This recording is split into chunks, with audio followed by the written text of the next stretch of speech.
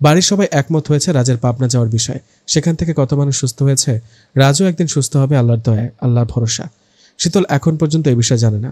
রাজ কয়েকদিন ধরে কোনো দুষ্টুমি করছে না, একদম চঞ্চলা ভাবটা আর নেই। শীতলের নজর এড়ালো না।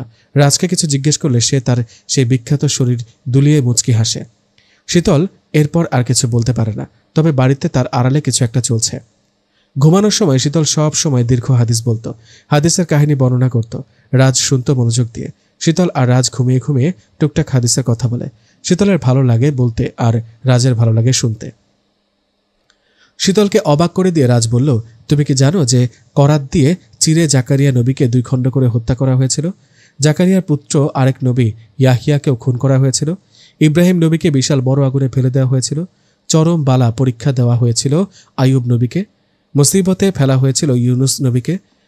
হত্যা করার চেষ্টা করা হয়েছিল ঈসা নবীকে। আল্লাহ তাদের সকলের প্রতি শান্তি ও দয়া বর্ষণ করুন। এছাড়া মসজিদের ভেতরে নামাজ পড়া অবস্থাতে খঞ্জর মেরে শহীদ করা হয়েছিল 2য় খলিফা ওমরকে। ঘরের ভেতরে প্রবেশ করে কুরআন তেলাওয়াত করা অবস্থাতে খুন করা হয়েছিল 3য় খলিফা ওসমানকে। বিষাক্ত ছুরি মেরে হত্যা করা হয়েছিল 4র্থ খলিফা আলীকে। বর্ষা দিয়ে লজ্জাস্থানে আঘাত করে হত্যা করা হয়েছিল এই উম্মতের প্রথম শহীদ সুমাইয়াকে। শহীদদের সর্দার নবীর প্রাণপ্রিয় আপন চাচা ও দুধ ভাই হামজাকে হত্যা করা হয়েছিল। মৃত্যুর পরে তার কলিজা খেয়েছিল এক মুশরিক মহিলা। অবশ্য পরে সেই মহিলা ইসলাম গ্রহণ করেছিল। একজন কোরআনের হাফেজ সাহাবীকে বর্ষা দিয়ে এমনভাবে বিদ্ধ করেছিল যে সেই বর্ষা বুকের এক পাশ দিয়ে ঢুকে আরেক পাশ দিয়ে বের হয়ে গিয়েছিল। তবুও মৃত্যুর পূর্বে সে চিৎকার করে বলেছিল, কাবার রবের কসম, আমি তো সফলকাম হয়ে গেছি। আল্লাহ তাদের সকলের প্রতি সন্তুষ্ট থাকুন। পূর্বযুগের লোকেরা কত কষ্ট করেছিল ঈমান আনার কারণে, কাফের মুশরিকদের কত অমানসিক নির্যাতনের শিকার হয়েছিল। মুসা নবীর যুগে ফেরাউন নবী ইসরায়েল জাতির লোকেদের কন্যা শিশুদের দাসী বানিয়ে রাখত আর পুত্র সন্তানদেরকে জন্মের পরে হত্যা করে ফেলত। সূরা বুরুজে বর্ণিত ঈমান আনার কারণে আসহাবুল উখদুদ নামক এক জাতির লোকদেরকে আগুনের গর্তে ফেলে পুড়িয়ে মারা হয়েছিল। আমাদের তুলনায় তাদেরকে কি পরিমাণ কষ্ট সহ্য করতে হয়েছিল সেটা নবী সাল্লাল্লাহু আলাইহি ওয়াসাল্লামের হাদিস থেকে জানা যায়। সুতরাং হে বন্ধু, তুমি তোমার দুঃখ কষ্টের ব্যাপারে ধৈর্য হারিয়ে ফেলো না। নবী রাসূল, সাহাবা এবং অলি আউলিয়া ও নেককার লোকেদের মতো তুমিও বিপদে ধৈর্য ধারণ করো, আর তাদের মতো এত বড় বিপদ বা কষ্টে পড়নি দেখে আল্লাহ তাআলার কাছে শুকরিয়া আদায় করো। আল্লাহর ইবাদতে মনোযোগ দাও, নামাজ পড়ো, কুরআন পড়ো। আল্লাহর জিকির দ্বারাই অন্তরগুলো শান্তি পায়। সুতরাং আল্লাহর জিকির দ্বারা তোমার অন্তরটাকে সুখী রাখার চেষ্টা করো। শীতল যেন রাজের কথাগুলো শুনে কোথায় যেন হারিয়ে গেল। নবী রাসূলের কষ্টগুলো নিজের মধ্যে চলে এলো। কত কষ্ট সহ্য করেছে ঈমান আনার জন্য আল্লাহর প্রতি। আল্লাহর পথে চলার জন্য কাফিররা কত নির্মমভাবে অত্যাচার চালিয়েছে। মাশাআল্লাহ, এত সুন্দর সুন্দর অনুপ্রেরণামূলক হাদিসের কথা তো আমি জানিও না। রাজ একটু লজ্জা পেয়ে বলল, মসজিদের হুজুর বলেছেন প্রতিদিন। আমি শুনে শুনে মনে রেখেছি। শুধু মনে রাখলেই হবে না, আমাদের নিয়মিত আমল করতে হবে। ইয়াস, আমি আল্লাহর সব আদেশ শুনব, মহানবী সাল্লাল্লাহু আলাইহি ওয়াসাল্লামের সব নির্দেশ মানব, তোমার কথা শুনব। আল্লাহ আপনার ঈমান অটল রাখুক, আমিন। আমার পুরস্কার দাও তাহলে এগুলো বলার জন্য। শীতল রাজের গালে ঠোঁটের স্পর্শ দিল। তোমার স্বামী হাদিসও জানে, সে সব জানে। কারো সাহস নেই শীতলকে রাজের চলে যাওয়ার বিষয়ে বলা। রাজ মসজিদে নামাজ পড়তে গিয়েছে। শীতল এখন হাঁটাচলা করতে পারে। মাথায় কিছু সেলাই খোলা হয়েছে, ব্যান্ডেজ নেই। শীতলকে অবাক করে দিয়ে রাজ কোরআন তেলাওয়াত শোনালো। একে বলে আল্লাহর কুদরত। এত শুদ্ধ আর সুরেলাভাবে রাজ কোরআন তেলাওয়াত করলো যে ভাষায় প্রকাশ করা যাবে না। শীতল রাজকে তেলাওয়াত শিখিয়েছে। রাজ মোটামুটিভাবে শিখেছিল। আনুষ্ঠানিকভাবে তেলাওয়াত কখনো করেনি রাজ। এত শুদ্ধ ও সুন্দর করে কিভাবে পারলেন? তুমি তো শিখিয়েছ, ভুলে গেলে? জি আমি। কিন্তু এত সুন্দর করে কিভাবে তেলাওয়াত করলেন? মসজিদে আমি সারাক্ষণ তেলাওয়াত করতাম নামাজ পড়ে। ও আচ্ছা, এবার বুঝেছি। সারাক্ষণ তেলাওয়াত করার ফলে সুর এত সুরেলা আর শুদ্ধ হয়েছে, একটুও ভুল হয়নি। কি নির্ভুলভাবে তেলাওয়াত করলে! তোমার স্বামী কোরআন তেলাওয়াত করতে জানে, সে সব পারে। রাজ মিষ্টি করে মুচকি মুচকি হাসল।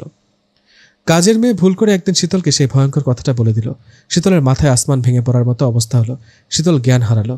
খুব মাথা ব্যথা করছে। শীতলের জ্ঞান ফিরতে সবাইকে দেখতে পেল সে। রাজ মাথার কাছে হাত ধরে বসে আছে। রাফিয়া পায়ের কাছে দাঁড়িয়ে আছে। শীতলের শ্বশুর পর্দার আড়ালে দাঁড়িয়েছিল। বাবা, এই সিদ্ধান্ত কিভাবে নিলেন? তোমাদের ভালোর জন্য নিতে হলো। আমি থাকতে আমার স্বামী পাগলাগারদে যেতে পারবে না। ওনার সকল দায়িত্ব আমার। সব রেডি বৌমা, মানা করো না, যেতে হবে ওকে। বাবা, উনি যেদিন এই বাড়ি থেকে বের হবেন ওই দিন আমার লাশ বের হবে। বৌমা, তুমি আমার মেয়ের মতো, নিশ্চয় চাইবে না আমি তোমার পায়ে ধরি। তোমার স্বামীকে পাঠানোর জন্য হলেও আমি কিন্তু এই কাজটা করব। শীতল স্তব্ধ হয়ে গেল। রাতে রাজ শীতলের সাথে ঘুমোতে এলো। রাজ শীতলের সাথে আগের মতোই ব্যবহার করছে। এত বড় ঘটনা, অথচ রাজের কিছুই আসে যায় না। আমাকে কেন বললেন না আপনি চলে যাবেন? বাবা নিষেধ করেছেন। আমাকে ছাড়া থাকতে পারবেন না? তাহলে আমি যাব। আমার হাত ছাড়া খেতে পারবেন না? আমাকে ছাড়া ঘুম আসবে না? ব্যথা পেলে আমার আদর ছাড়া ব্যথা কমাতে পারবেন না? আমার সাথে খেলা ছাড়া আপনার দিন কাটবে না? আমার জন্য আপনার বুকে ব্যথা করবে না? এতগুলো না নিয়ে যাবেন? আমি কিভাবে থাকবো? আপনাকে না দেখলে আমি তো এক সেকেন্ডও থাকতে পারি না। রাজ একটা ফাইল বের করে ছোট্ট ছোট্ট পাসপোর্ট সাইজের ফটো বের করলো রাজের। জরুরি প্রয়োজনের জন্য তোলা হয়েছিল। ফটোগুলো শীতলের হাতে দিয়ে বলল, এই যে আমি, আমাকে সব সময় দেখতে পাবে। শীতলকে কাঁদিয়ে রাজ হাসছে। তারপর বলল, আমার ক্ষুধা লেগেছে, খুব ঘুম পেয়েছে।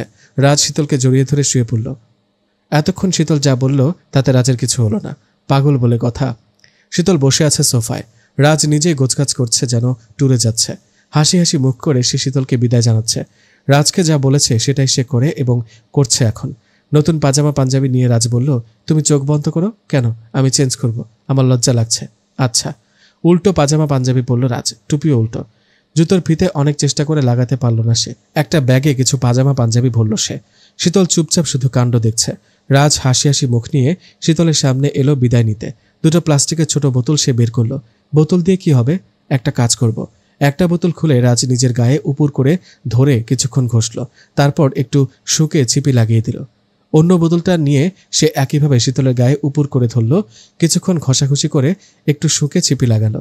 রাজ ওর গায়ে ঘষা বোতলটা শীতলকে দিল আর শীতলের গায়ে ঘষা বোতলটা নিজের ব্যাগে ভরে ফেলল। শীতল বড় বড় চোখ করে তাকিয়ে আছে, কিছু বুঝতেই পারছে না। তোমার গায়ের গন্ধ সুবাস ছাড়া আমি ঘুমোতে পারি না, তো তাই বোতলে তোমার গায়ের সুবাস ভরে নিলাম। ওখানে একটু পরপর খুলে শুকবো। তুমিও তো আমার গায়ের গন্ধ ছাড়া ঘুমোতে পারো না, থাকতেও পারো না, তাই তোমাকে আমার গায়ের গন্ধ সুবাস দিলাম। শীতল হৃদয় কেঁপে উঠল। রাজ প্রিয়তমা শ্রেয়সী স্ত্রীর কপালে শেষ চুমু দিয়ে বলল, শ্রেয়সী, জি, আমি তাহলে আসি। আসসালামু আলাইকুম। ওয়ালাইকুম আসসালাম। আপনি যদি চলে যান তাহলে আপনার বেবিরা কাকে বাবা বলে ডাকবে? তারা কার সাথে খেলবে? কার সাথে স্কুলে যাবে? কে তাদেরকে মসজিদে নিয়ে যাবে? কে তাদের খাওয়াবে? আমি আমি আমি আমি তাদের বাবা। আমাকে বাবা ডাকবে। তাহলে কি যাচ্ছেন? কোথায়? পাবনা? আমাকে ফেলে? আপনার বাবুদের ফেলে?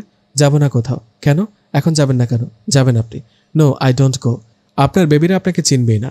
সামনে দিয়ে হেঁটে গেলেও বাবা বলে ডাকবে না। যাওয়া ক্যান্সেল। জীবনেও যাব না। শীতল একটা স্বস্তির নিঃশ্বাস ফেলল। এই যাত্রায় পাবনা যাওয়া থেকে সে তার স্বামীকে আটকিয়েছে। শীতলকে কিছুদিন ময়মনসিংহ থেকে নেত্রকোনা তাদের গ্রামে যেতে হলো। বড় বোন কোমলের বিয়ে। একমাত্র জামাতা হিসেবে রাজকেও যেতে হলো শীতলের সাথে। শীতল রাজকে বলল, আমার সাথে আমার বাবার বাড়ি যাবেন? তুমিও যেখানে আমিও সেখানে। বাবা বাড়ি, চাচা বাড়ি, নানা বাড়ি, খালা বাড়ি, মামা বাড়ি। অনেকদিন যাবৎ ট্রেনে যাতায়াত করে না শীতল। রাজেরা সব ভাই বোনরাও কেউ কখনো ট্রেনে যাতায়াত করেনি। সবাই দারুণ খুশি হলো গ্রামের বাড়ির ট্রেনে যাবে। সব থেকে খুশি হলো রাফার। সে এতদিন ট্রেন ভ্রমণের উপন্যাস পড়েছে, এখন সেটা বাস্তবে ঘটবে। উত্তেজনায় রাতে ঘুম এলো না তার। মজাদার একটা স্বপ্ন দেখে ফেলল সে। সকালে হাসান সবাইকে পৌঁছে দিল স্টেশনে। হাসান ভাই, বাবাকে দেখে রাখবেন। নিশ্চিন্তে যান ভাবি, আপনার সকল দায়িত্ব এখন আমি পালন করব। নিশ্চিত হলাম ভাইজান। রাফিয়ার সাথে একটু কথা বলতে ইচ্ছে করছে হাসানের। কি যে বলে কথা শুরু করবে। রাফিয়ার জিনিসপত্র ট্রেনের কামরায় পৌঁছে দিচ্ছিল হাসান। রাফিয়া, এই তো তোমার সিট। তোমার জন্য কিছু উপন্যাস এনেছিলাম। অনেকটা রাস্তা, পড়তে পড়তে ভালো সময় কাটবে। বুঝতেই পারবে না কখন পৌঁছেছ। ধন্যবাদ, লাগবে না, আমি রেখে গেলাম। হাসান ট্রেনের যাওয়ার দিকে তাকিয়ে রইল। ঝিকঝিক করে ট্রেনের আওয়াজ হচ্ছে আর হাসানের হৃদয় কম্পিত হচ্ছে। ট্রেনের আওয়াজ এরকম, তাই? হো আচ্ছা, এটা ট্রেনের আওয়াজের ভাষা, যেমনটা আমরা বলি। ঝিকঝিক ঝিকঝিক করে আওয়াজে কি বলে ট্রেন? আমি তুমি। রাজ কিছুক্ষণ কান পেতে শুনল, তারপর বিকট আওয়াজে বলল, তাই তো, ট্রেন আমি তুমি বলছে। রাফা পেছনের সিটে ট্রেনের জানালা দিয়ে দূরের প্রকৃতি দেখছে। বিশাল মাঠ, ধানক্ষেত, সবুজ অরণ্য। রাফিয়া কিছুক্ষণ কেঁদে এলো ওয়াশরুম থেকে। নাকে মুখে পানি দিয়ে এলো সে। বসতেই হাসানের আনা উপন্যাস আর কিছু শুকনো খাবার রাখা দেখতে পেল সে। রাজ অনেকটা সময় ধরে শীতলকে দেখছে। শীতল বাহিরের পরিবেশ দেখছে। জানালা দিয়ে বাতাস বইছে খুব জোরে। কি দেখছেন? নাথিং। ও আচ্ছা। শীতল বাইরে তাকাতে রাজ আবার পলক্ষীনভাবে শীতলকে দেখছে। কি পড়ছেন? উপন্যাস পড়ছি। ক্ষুধা পেয়েছে? খাবার আছে? তুমি বরং ভাইয়ার কাছে যাও। রাফা কি করছে আমি দেখে আসি। ক্ষুধা পেয়েছে নাকি? রাফিয়ার কাছ থেকে শীতল রাফার কাছে গেল। বোর লাগছে? না, খুব মজা লাগছে। আগে তো ট্রেন জার্নি করিনি। রাফা শীতলকে বসিয়ে কোলে মাথা রেখে বলল, সূরা কেন পড়তে হয়? এটা কেমন কথা? আল্লাহ সূরা দিয়েছেন পড়ার জন্য। সূরাতে আছে নেকি? সূরা আয়াতসমূহ জীবনযাপন করার পদ্ধতিসমূহ থাকে। এক এক সূরার এক এক ফজিলত। সূরা ইখলাসের ফজিলত সম্পর্কিত কিছু হাদিস রয়েছে। রাসূল সাল্লাল্লাহু আলাইহি ওয়াসাল্লাম বলেন, নিঃসন্দেহে সূরা ইখলাস কুরআনের 1/3 সমতুল্য। রাসূল সাল্লাল্লাহু আলাইহি ওয়াসাল্লাম বলেন, যে ব্যক্তি সূরা ইখলাস 3 বার পাঠ করবে, আল্লাহ তাআলা ওই ব্যক্তিকে 1 খতমের সমান নেকি দান করবে।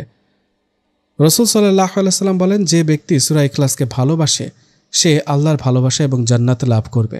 রাসূল সাল্লাল্লাহু আলাইহি ওয়াসাল্লাম বলেন, যে ব্যক্তি সূরা ইখলাস 10 বার পাঠ করবে, পাঠকারীর জন্য জান্নাতে এক গৃহ নির্মাণ করা হবে। আল্লাহ তাআলা আমাদের সবাইকে উপরোক্ত হাদিসগুলোর উপর আমল করার তৌফিক দান করুন, আমিন। আমিও সূরা ইখলাস পড়ব এখন থেকে নিয়মিত। এত ফজিলত তা জানতাম না। শীতল রাফাকে টিফিন বক্স খুলে খাবার সাজিয়ে দিল। খেয়ে একটু ঘুমিয়ে নাও, ঘুম ভাঙলে সুন্দর গ্রাম দেখতে পাবে তুমি। রাজের ক্ষুধা পেয়েছে আর ঘুমও পেয়েছে। শীতলকে যেই বলবে শীতল অমনি বলল, 2 দিন পর বাবা হবেন, এখন থেকে দায়িত্ব নিন, প্র্যাকটিস করুন। একটা কথা ছিল। শীতল মাথা নাড়ালো। রাজের সামনে খাবার সাজিয়ে শীতল বলল, আমার ক্ষুধা পেয়েছে, আবার ঘুমও পেয়েছে, আপনি আমাকে খাইয়ে দিন, তারপর আপনার কোলে ঘুমাবো। আচ্ছা। যথারীতি শীতলকে রাজ খাইয়ে দিল, তারপর মুখও মুছে দিল। রাজের কোলে মাথা রেখে শীতল শুয়ে পড়ল। রাজ কয়েকবার চোখের পলক ফেলল শুধু শীতলের কাণ্ড দেখে। স্টেশনে শীতলদের বাড়ি থেকে একটা জিপ গাড়ি পাঠানো হয়েছে। শীতলরা বাড়ি পৌঁছালো। প্রচুর গাছগাছালির মধ্যে শীতলের 2তলা বাড়িটি। পুরনো জমিদার বাড়ি তাদের। শীতলের বিয়ে উপলক্ষে চুনকাম করা হয়েছিল, সেটা এখনও আছে। বাড়ির পেছনে বিশাল দিঘি, নানা ধরনের গাছে ছেয়ে আছে দিঘি। দিনের বেলা সবকিছু অন্ধকার হয়ে থাকে দিঘির আশেপাশে। মূলত বাড়িটির পেছনে বিশাল জঙ্গল শীতলদের, সেখানে বিশাল দিঘিটি। এমন কোনো ফলের গাছ নেই যে সেই জঙ্গলে পাওয়া যাবে না। শীতলের বাড়িতে একা পুরুষ মানুষ বলতে তার বাবা। সময়ের অভাবে ফলের বাগান পরিষ্কার না করতে করতে ফলের বাগান এখন জঙ্গল বাগান হয়েছে। বাড়িটির পাশেই আছে নানা ফুলের বাগান। সেখানে রয়েছে ঝিল, যা খালের সাথে মিলিত হয়েছে। ঝিলের ওপর রয়েছে সাঁকো। ঝিলের মধ্যে প্রচুর শাপলা ফুটে আছে। ফুলের বাগান থেকে নানা ফুলের সুগন্ধ ছড়াচ্ছে। শীতলদের বাড়ি, দিঘি, ঝিল, ফল, ফুলের বাগান এবং আশেপাশের বিশাল অংশ জুড়ে উঁচু প্রাচীর।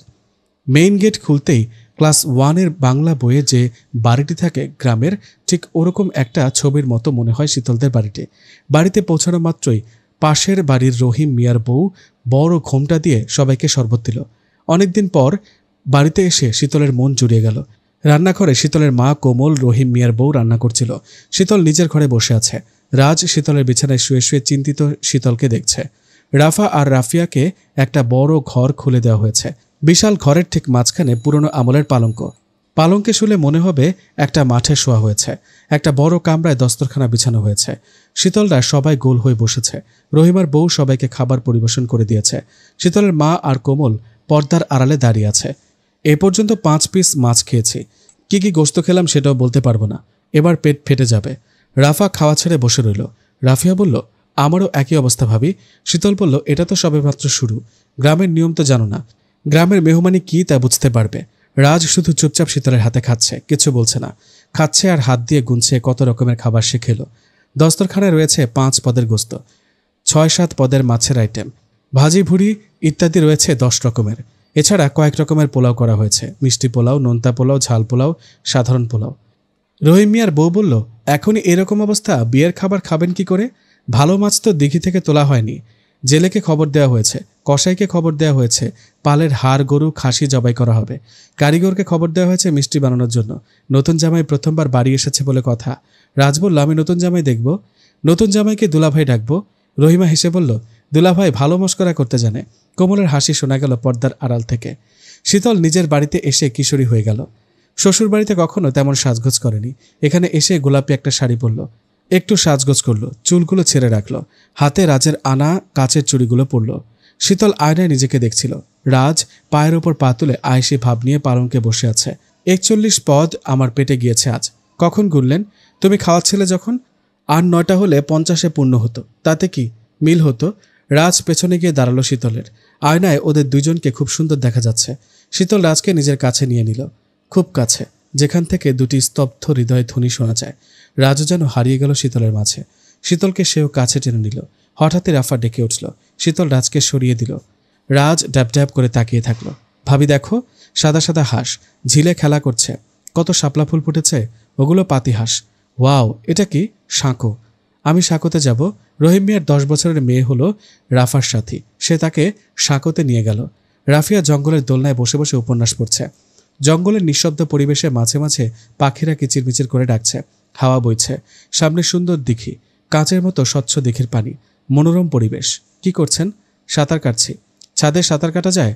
ইয়াস, আমিও কাটবো। রাজ কোনো কথা বলল না। ফুলের বাগান থেকে সুগন্ধি ভাসছে, দুজনের মনে দোলা দিয়ে যাচ্ছে। নিস্তব্ধ লুকোনো এক পরিবেশ। রাজ শীতলকে নিজের কাছে নিয়ে আসলো। শীতল চোখ বন্ধ করে হাসল। রাজের কাছে হাসিটুকু মনে হলো জলতরঙ্গ, নির্মলভাবে যেন তার উপর বয়ে চলেছে। শীতলের গালে একটু ঠোঁট ছুঁয়ে দিল সে। শীতল নড়ে উঠল। আরেকটুখানি কাছে আসতেই আজান দিল মাগরিবের। শীতল একটু সরে বলল, বাবা দাঁড়িয়ে আছে আপনার জন্য। রাজকে শীতল অজুর পানি দিল। রাজ আর তার বাবা সে পানিতে অজু করে মসজিদে নামাজ পড়তে গেল। মেয়েরা বাড়িতেই নামাজ পড়ে নিল। এশারের আজানের পর তাদের দেখা পাওয়া গেল না। বাড়ির সবাই চিন্তিত। শীতলের কলিজা কেঁপে উঠছে রাজের চিন্তায়। রাজ কি কোনো সমস্যা করলো নাকি মসজিদে? 10 বছরের রহিমের মেয়ে বলল, ওই তো ওনারা আসছে। শীতলের বাবা জানালো, আজ ইমাম সাহেব অসুস্থ ছিলেন, ময়মনসিংহ মেডিকেলে ভর্তি। রাজ ইমামতি করেছে। রাজ যতদিন থাকবে সে ইমামতি করবে। শুনে শীতলের মন শান্তিতে ভরে উঠল। রাতের খাবার খেয়ে রাজ বিছানায় বসেছে মাত্র, তখনই ঘোমটা পড়া কাউকে সে দেখল বিছানার মাঝখানে বসে আছে। তুমি কি পড়ি? ঘোমটা পড়া মেয়েটি মাথা নাড়ালো। রাজ ঘোমটা খুলে অবাক নয়নে তাকিয়ে রইল। শীতল তার মুক্ত ছড়া দাঁতে হেসে উঠল। রাজের গলা জড়িয়ে বলল, আমি আপনার পড়ি। প্রতিটি স্বামীর জন্য তার স্ত্রী পড়ি। রাজ মাথা নাড়ালো। আমি দিঘির পাড়ে যাব। তোমার ভয় লাগবে শ্রেয়সী, আপনি আছেন তো? ভয় পেলে আপনাকে জড়িয়ে ধরবো। চলো। আমি হেঁটে যাব না। পায়ে ব্যথা বুঝি? অনেক ব্যথা, তবে আমার মনে। রাজ শীতলকে কোলে নিল। বিয়ের পর শীতলকে রাজ কখনো কোলে নিয়েছে কিনা তাতে সন্দেহ আছে। চাঁদের আলো জঙ্গলে পড়েছে। জ্যোৎস্না রাত, যাকে বলে চাননি পশর। এই ক্ষণে মাটিতে হাঁটা ছোট পিঁপড়াকেও দেখা যায়। চাঁদের আলোয় শীতলের মুখখানি দেখছে রাজ। রাজের মুখেও পড়েছে চাঁদের আলো। রাজ শীতলকে কোলে নিয়ে দিঘির ঘাটে দাঁড়িয়ে আছে। আমি কিন্তু কোল থেকে নামবো না। রাজ মাথা নাড়ালো। রাজ অপলক দৃষ্টিতে তাকিয়ে আছে শীতলের দিকে। শীতল নাক দিয়ে রাজের নাক ঘষে দিল। হাসনাহেনার সুগন্ধি ছড়াচ্ছে। সন্ধ্যা হতেই হাসনাহেনা তার দিনের আলোয় লুকানো সুগন্ধি ছড়ায়, যেমন করে মেয়েরাও তাদের সৌন্দর্য ছড়ায়। দিনের থেকে রাতেই মেয়েদের সৌন্দর্য ছড়ায়। সব মেয়েদের রাতের বেলা দিনের থেকেও বেশি সুন্দরী মনে হয়। সন্ধ্যা হতে থাকে আর মেয়েদের সৌন্দর্য বাড়তে থাকে।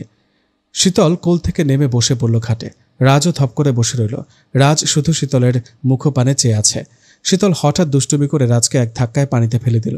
রাজ কয়েকবার ডুব দিয়ে দাঁত বের করে হেসে উঠল। মাফ করবেন, আমি সবাইকে দিঘিতে ধাক্কা দিয়ে ফেলে দিই, এতে খুব মজা লাগে। হাত ধরে উঠে আসুন। শীতল হাত দিতেই রাজ শীতলকেও ফেলে দিল দিঘিতে। শীতল আচমকা পানি খেয়ে কাশতে লাগলো। রাজ হাসতে লাগলো। খুব না? খুব। দাঁড়ান, দেখাচ্ছি মজা। বলতেই পানিতে কি যেন আওয়াজ হলো। শীতল ভয়ে রাজকে জড়িয়ে ধরল। রাজ পরম আদরে শীতলের মাথায় পিঠে হাত বুলাচ্ছে।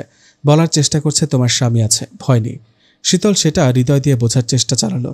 শীতল রাজের বুক থেকে মাথা তুলে চোখের দিকে তাকালো। ওই চোখে নেই কোনো লালসা, বাসনা, আছে শুধু স্নেহ। ভালোবাসা কি তা বোধ হয় রাজ বুঝে না, তবে কাজ করিয়ে দেখিয়ে দেয় প্রতিটি মুহূর্তে। চাঁদের কিরণ শীতলের মুখে পড়ল, সবচেয়ে বেশি ঠোঁটে। ভেজা ঠোঁট যেন চিকচিক করে আলো ছড়াচ্ছে। রাজ শীতলের ঠোঁটে ঠোঁট মিশিয়ে দিল। দিঘিতে পড়ার সময় শীতল পায়ে একটু ব্যথা পেল। দাঁড়াতে পারছে না ঠিকমতো। রাজের ওপর গায়ের সমস্ত ভর দিয়ে দিল। রাজ শীতলকে পিঠে নিয়ে মাঝরাত পর্যন্ত দিঘিতে সাঁতার কাটল। পুরো বাড়ির লোকেরা তখন ঘুমে বিভোর। রাজ আজ শীতলকে যেন স্বপ্নের দুনিয়ায় নিয়ে গেল। শীতল দুই হাতে জড়িয়ে স্বপ্নটুকু অনুভব করছে শুধু। শীতলকে কোলে নিয়ে রাজ বাড়িতে ফিরল। সাঁতার কাটতে কাটতে শীতল কখন যে ঘুমিয়ে পড়েছে সে নিজেও জানে না। ভেজা শীতলকে অবুঝ রাজ বিছানায় শুয়ে দিতেই শীতল রাজের গলায় দুই হাত দিয়ে ঝুলে পড়ল। একটানে নিজের উপর ফেলে দিল। তুমি তো ঘুমিয়ে পড়েছিলে আমাকে ফেলে। তো এতটা সুখ দিচ্ছিলেন যে না ঘুমিয়ে উপায় কি? এখন তবে ঘুমাও। না, আমরা কেউ ঘুমাবো না। না ঘুমিয়ে কি করবো আমরা? স্বপ্ন দেখব। আচ্ছা। শীতল রাজকে অন্যদিনের থেকেও খুব শক্ত করে জড়িয়ে ধরল। রাজকে চুমু খেল। রাজও শীতলকে আদর করল। শাড়ির আঁচলটা রাজের পাঞ্জাবির বোতামে আটকে গেল। শীতলের চোখ জোড়া দিয়ে টপ টপ করে পানি পড়ছে। রাজ চোখের পানি মুছে দিল, মাথায় হাত বুলিয়ে দিল, কপালে চুমু খেল। বাহিরে খুব জোরে হাওয়া বইছে। হাসনাহেনার বিকট সুবাস আসছে। জানালা দিয়ে চাঁদের আলো পালঙ্কে পড়ছে। ফজরের আজান দিয়েছে। রাজকে গোসল করিয়ে শীতল তাকে মসজিদে পাঠালো। পাঞ্জাবি পরানোর সময় শীতল আগের মতো কোনো কথা বলল না। রাজের দিকে তাকালো না। তুমি কি রাগ করেছ? না তো। কথা বলছো না কেন? সেটা বুঝলে এখন এটা বলতেন না। বলেই শীতল মুচকি হাসল। শীতলের ভোর থেকে খুব লজ্জা লাগছে। রাজকে তার কাছে অন্যরকম লাগছে। আগের সেই ছেলে মানুষই লাগছে না, কেমন যেন লাগছে। শীতল লজ্জায় কথা বলছে না, তাকাতেও পারছে না। না জানি রাজের মনে কি চলছে, ঠোঁটে কি কথা বলার চেষ্টা করছে, মাথায় কি চলছে বা ভাবছে। এজন্য শীতল চুপচাপ হয়ে আছে লজ্জায়। একটা কথা ছিল। জি, তুমি খুব সুন্দরী। আগেও রাজ বলেছে শীতল সুন্দরী, তবে আজ যেন অন্যরকমভাবে বলল কথাটা। সেদিনের পর থেকে রাজের মধ্যে পরিবর্তন হলো। অনেক আগে থেকেই পরিবর্তন হওয়া শুরু করেছিল, তবে সেদিন থেকে যেন বেশি। রাজকে দায়িত্ববান স্বামী মনে হচ্ছে এখন। মাথা যন্ত্রণা করে না তেমন, বা আত্মহত্যার প্রবণতাও দেখা দেয়নি। শীতল ছাড়া কারোর সাথে দুষ্টুমি করে না সে। শীতলের মুখের দিকে তাকিয়ে সারাক্ষণ কি যেন দেখে রাজ। শীতলের মাঝেও কিছু পরিবর্তন হয়েছে। এখন সে রাজের কাছে ছেলে মানুষের সব বায়না ধরে। মাঝরাতে রাজের বুক থেকে মাথা তুলে বলবে, আমি ঘুমাবো না। কেন? জ্যোৎস্না দেখব আপনার সাথে। হঠাৎ বলে সাঁতার কাটবো আপনার সাথে। রাত দুটোয় বলে তেঁতুল খাবো। কোথা থেকে পাবো? স্বামী হয়েছেন যখন চিন্তা আপনার। শীতলকে অবাক করে দিয়ে রাজ কামরা থেকে জঙ্গলে চলে গেল। সরাসরি তেঁতুল গাছে উঠে তেঁতুল পেরে আনলো। এখন আর রাজ শীতলের হাতে খায় না, বরং রাজই শীতলকে খাইয়ে দেয়। রাজের মাথায় হাত বুলিয়ে ঘুম পাড়িয়ে দেওয়া হয় না, শীতলকে রাজের ঘুম পাড়াতে হয়। শীতল ঘুম কাতর হয়েছে, কিছুটা মোটা হয়েছে, পেট ফুলে গিয়েছে। দুপুরে খেয়ে দোলনায় দোল খাচ্ছে, রাজের কোলে শীতল। এই পরিবেশে শীতলের খুব খুব ভালো লাগছে। রাজ বিভিন্ন সূরা পড়ে শোনাচ্ছে, শীতল মন্ত্রমুগ্ধ হয়ে শুনছে। গ্রামের বাড়িতে ওদের দিনগুলো মধুচন্দ্রিমার মতো কাটছে। বিয়ের পর ওরা কোথাও এতদিনের জন্য বেড়াতে যায়নি। যথাক্রমে কোমলের বিয়ে হয়ে গেল। বিয়ের দিন কোমল বলল, আমাকে করতে পেরেছিস? আমাকে ক্ষমা করতে পেরেছিস? কি যাতা বলছো? আমার কারণে তোর ভাগ্য এমন হলো। আল্লাহর নাম নিয়ে বলছে, আমার কোনো রাগ নেই তোমার উপর, কোনো আফসোস নেই। তুমি না করে আমার ভালো করেছ, তা না হলে এমন স্বামী হতো না আমার। আমাকে ভালোবাসা ছাড়া কিছুই বুঝে নাওনি। কোমলের স্বামী একজন মাওলানা, কাশ্মীরের মাদ্রাসায় প্রফেসর। রাজের সাথেও তার খাতির জমেছে বেশ ভালো। বিকেলে শীতল সিঁড়ি থেকে মাথা ঘুরে নিচে পড়ে গেল। রাজ তখন শীতলের বাবার সাথে বাজারে গিয়েছিল। শীতলের জ্ঞান ফেরার পর লক্ষ্য করলো সবাই মুচকি হাসছে। রহিম মিয়ার বউ বলল, আগেই বোঝা উচিত ছিল, আপা কেন ভাতের মতো করে তেঁতুল খাচ্ছিল। পেটও কেমন ভোলা দেখাচ্ছিল। শীতল ফ্যালফ্যাল করে তাকিয়ে কি হয়েছে তা বোঝার চেষ্টা করলো। শীতলের মা পেটে হাত রেখে বলল, দেখবি এবার তোর সুখ খুলবে, স্বামী সন্তান নিয়ে পরম সুখে থাকবি। আল্লাহ তাআলা তোকে আর তোর সন্তানকে ভালো রাখুক। সন্ধ্যা হওয়ার সাথে সাথেই হাসনাহেনার সুগন্ধি ছড়াতে শুরু করেছে। রাফা আর রাফিয়া শীতলের মায়ের সাথে রান্নাঘরে রান্না করা দেখছে। শীতলের প্রেগন্যান্সির খবরটা ইতিমধ্যেই তার শ্বশুরকে জানানো হয়েছে। শুনে তিনি খুব খুশি হয়েছে। আলহামদুলিল্লাহ, এখনই শুকরানা নামাজ আদায় করব। আমার বংশের বাতি আসতে চলেছে। আমার প্রিয়তম, আপনি বাবা হতে চলেছেন। আমার গর্ভে আপনার সন্তান বড় হবে ধীরে ধীরে। 9 মাস পর আমার কোল আলো করে আপনার সন্তান আসবে। আপনি তাকে বড় করবেন। ইতি আপনার শ্রেয়সী, আপনার সন্তানদের মা। চিরকুট লিখে শীতল আঁচলে লুকিয়ে রাখল। রাজ এলে দেবে। রাজের বাবা হবার খবরে কি প্রতিক্রিয়া হয় রাজের, সেটাই দেখার ইচ্ছে শীতলের। রাজ এখনও আসছে না। শীতলের অস্থিরতা বেড়েছে খুশিতে। কখন সে জানাবে? রাতে বাড়িতে কান্নার রোল পড়ল। শীতলকে কেউ কিছু বলল না। রাজ মেডিকেলে আছে, শীতলের বাবাও মেডিকেলে আছে। রাজ মারা গিয়েছে এমন খবর ভাসছে। শীতল মেডিকেলে আসার সময় পেটে হাত দিয়ে আল্লাহর নাম নিচ্ছিল শুধু। আল্লাহ ছাড়া তাকে কে এই বিপদ থেকে উদ্ধার করবে? বিপদের সময় যে দোয়াগুলো পড়ে আল্লাহর কাছে আশ্রয় চাইতে হবে। দোয়ার মাঝে সবচাইতে উপকারী দোয়াটি হচ্ছে দোয়া ইউনুস। তিমি মাছের পেটে থাকা অবস্থায় ইউনুস আলাইহিস সালাম এই দোয়া করেছিলেন এবং কঠিন বিপদ থেকে উদ্ধার পেয়েছিলেন। লা ইলাহা ইল্লা আনতা সুবহানাকা ইন্নী কুনতু মিনাজ জালিমিন। অর্থ, হে আল্লাহ, তুমি ছাড়া আর কোনো মাবুদ নাই, তুমি পবিত্র ও মহান, নিশ্চয় আমি জালেমদের অন্তর্ভুক্ত। কুরআনুল কারীমে এই ঘটনা ও দোয়াটি বর্ণিত হয়েছে সূরা আল আম্বিয়া আয়াত 87-তে। দোয়া ইউনুসের উপকারিতা। নবী সাল্লাল্লাহু আলাইহি ওয়াসাল্লাম বলেছেন, কোনো মুসলিম ব্যক্তি যদি এই দোয়া পড়ে তাহলে তার দোয়া কবুল করা হবে। অন্য হাদিসে আছে, এই দোয়া পড়লে আল্লাহ তার দুশ্চিন্তা দূর করে দিবেন। সুনানে আত-তিরমিজি। দোয়া ইউনুস কিভাবে পড়তে হবে? বিপদ আপদ বা দুশ্চিন্তার সময় এই দোয়া বেশি বেশি করে পড়তে হয়। 1,25,000 পড়ে যে খতম ইউনুস পড়ানো হয়, হুজুর বা মাদ্রাসার ছাত্রদেরকে টাকা দিয়ে ভাড়া করে তা দোয়া কেনাবেচা করা হয়, এগুলো বিদআত। দুঃখ ও দুশ্চিন্তার, দারিদ্রতা ও ঋণগ্রস্ত হওয়া থেকে মুক্তির জন্য দোয়া পড়তে হয়। যারা সচ্ছল অবস্থায় শান্তিতে আছেন তারা যেন কঠিন পেরেশানি, বড় বিপদ, বড় ঋণের বোঝা, মানুষের অলসতা, অক্ষমতা, কাপুরুষতার শিকার না হন, সেজন্য নিয়মিত এই দোয়া পড়া উচিত।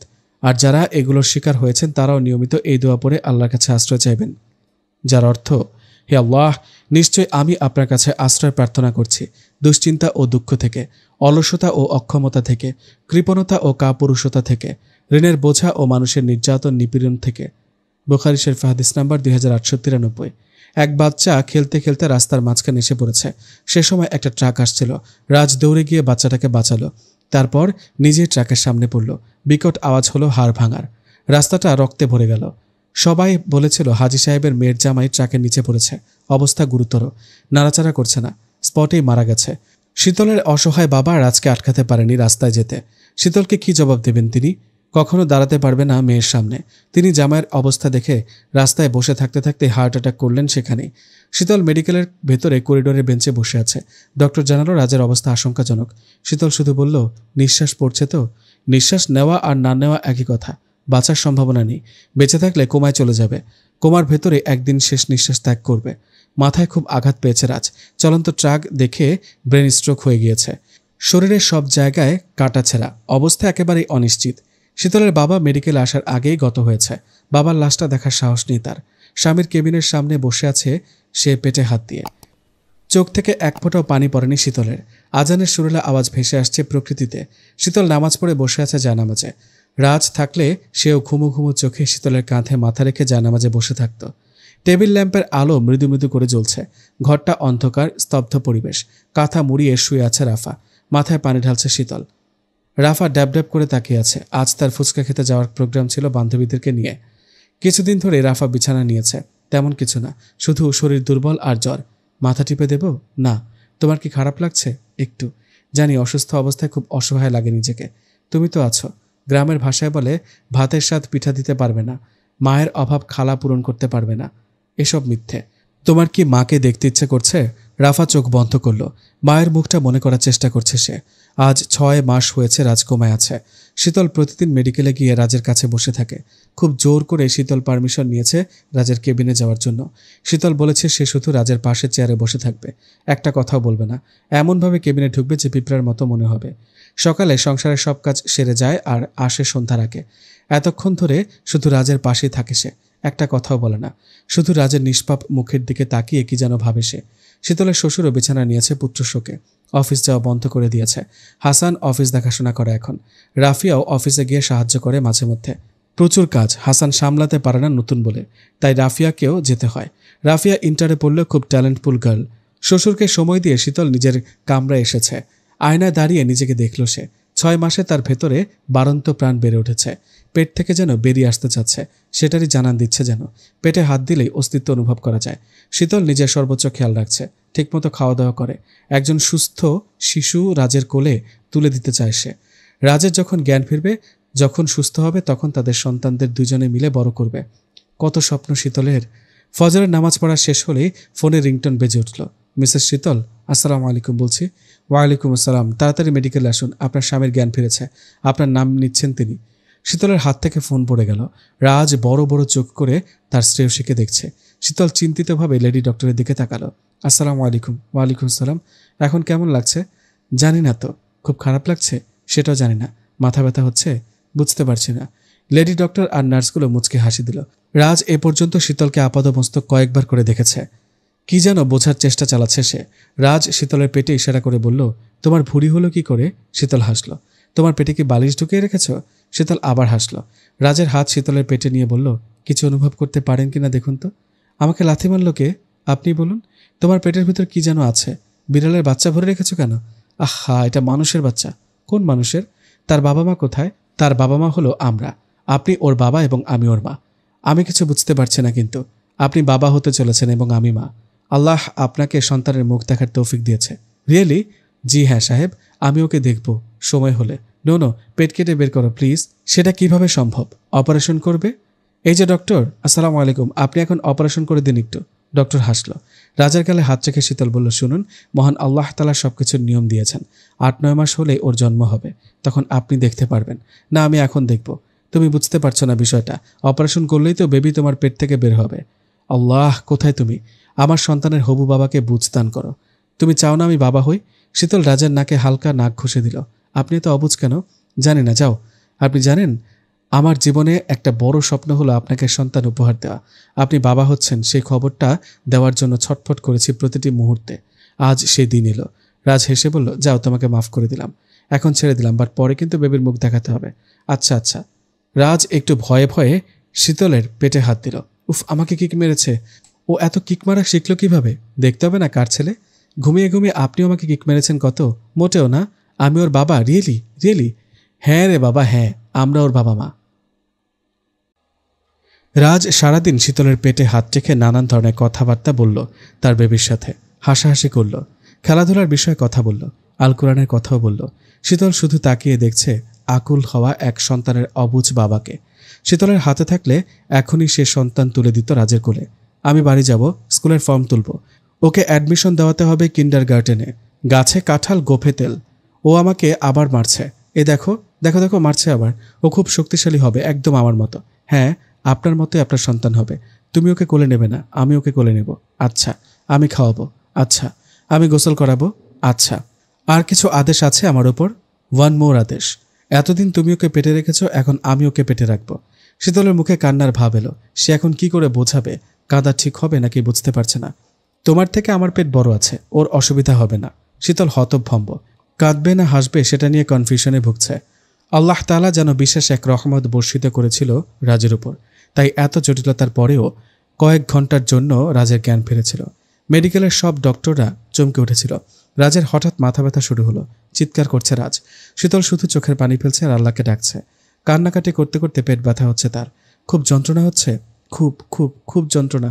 আল্লাহর নাম নিয়ে বলছি, আমি যদি পারতাম তবে আপনার যন্ত্রণা আমি নিয়ে নিতাম।